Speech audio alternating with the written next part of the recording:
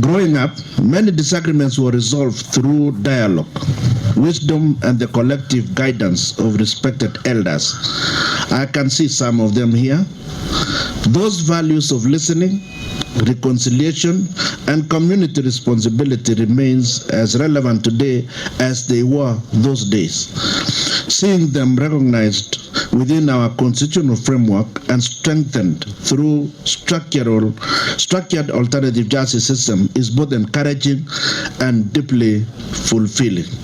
And we are serious about creating lasting relationships by resolving disputes by people speaking about it, resolving them themselves, and shaking and making peace forever. So together, these initiatives reaffirm our commitment to making justice more accessible, responsive, and rooted in the lived realities of the people that we serve.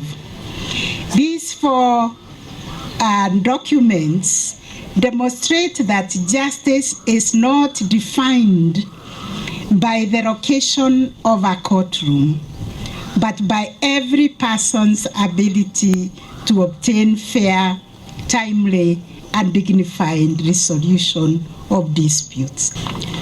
Cases involving sexual and gender violence cannot be handled through mediation.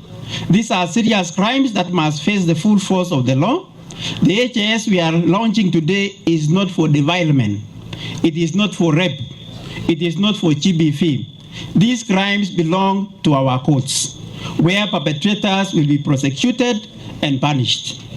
What HAS will do is help us resolve community disputes, which include land issues, family conflicts, neighbor disagreements, before they escalate.